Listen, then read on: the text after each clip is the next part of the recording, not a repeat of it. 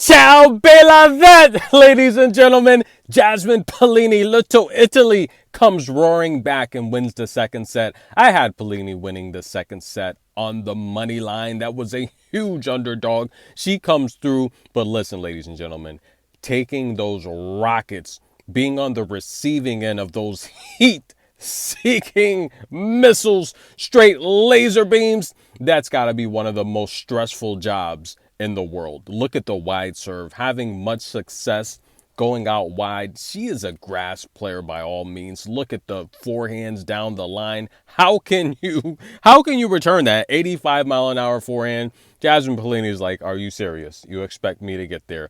However, ladies and gentlemen, something I've been saying for a while, the announcers brought up a good point. Petra Kvitova in the second set, just doing the same thing, no adjustments. Camila Giorgi, no adjustments. Yelena Ostapenko, no adjustments. So when we talk about Coco Gauff, she gets a lot of hate. Listen, when you're an adult professional athlete, a lot of times you are what you are. You really are, guys. In terms of a quarterback in the NFL, you can't just hire a new quarterback coach and change your drop back, change your release, change your mechanics. You are what you are for the most part, guys. You can take a look at someone like Cam Newton, right? Heisman Trophy winner, NFL MVP, Offensive Rookie of the Year. He made the Super Bowl in only his first few years in the league. He went to the Patriots. They adjusted his game plan and his style, but he is what he is, guys. You can't just change someone and how they play. I take for example, I use the example of like in basketball, Sean Marion that played for the Dallas Mavericks and the Phoenix Suns. Great basketball player, great two-way player, defensive guy, swing man, right, small forward. Look at his jump shot, one of the worst jump shots ever. You can't change how he shoots. That's how he shoots. You know, look at someone like Yakova, who's having another amazing year, right? Just won a championship at Bad Homburg, made it out of the first round. You can't change her serve. You can't. Even if you try, you're gonna need 2 years. So if we take a look here at Coco's game, a lot of people are saying, hey, she needs to change this, she needs to change that. Really?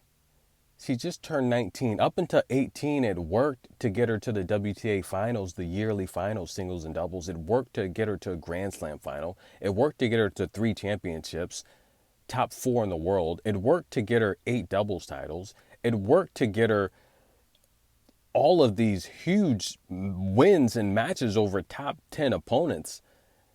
There's nothing wrong with her game. She just needs to mature and adjust to the tour and the top elite players that are ahead of her. She's not the best in the world, but she's one of the best. And Petra Kvitova, no adjustments at all. Anyone watching this match, you hear the announcer say, I'm just appalled that a 2-time Wimbledon champion, 31 championships, she cannot make any adjustments. She plays one way. She's never made any adjustments. Georgie's never made any. Yelena Ostapenko's never made any adjustments. They do not make adjustments. It's how they play. So for a lot of people thinking that Coco needs to do this and do that, guys, that's how you play is how you play.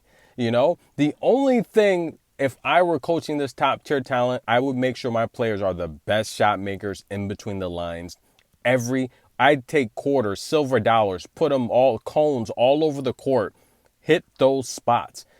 As long as you're the best shot maker on tour, depending on who we play, their strengths and weaknesses, we're going to game plan for those opponents. That's what Serena and Richard and Venus did for so many years. Just being the best shot maker, and let's game plan for our opponent. If we need to go down the line, we'll go down the line. If we need to give them short balls, we'll give them short balls. If we need to baseline, we'll baseline. If I need to play defensive, step up and hit winners, we'll do that. The only issue I see with Coco in her game right now is that mentally, I see someone that's frustrated and just possibly needs to take a step away from doubles. I see someone that's probably just reaching a peak as an older teenager that kind of wants to do other things. She wants to dance. She wants to sing. She wants to do other things. I just see someone going through growing pains. I don't see anything wrong with her game. I see her giving away matches after she's up. I don't see someone that's just going out there and just getting beat. Okay. But But nonetheless, I'm sorry, guys. Coco's just on my mind lately.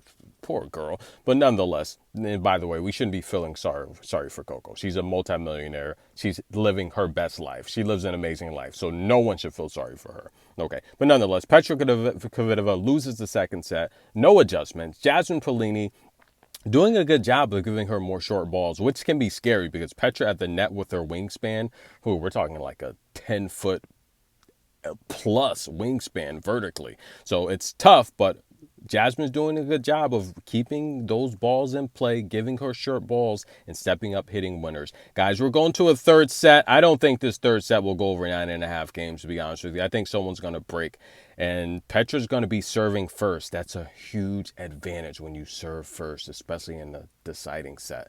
Tennis in a minute. Get your popcorn. Stay tuned. I would love to see Little Italy wins.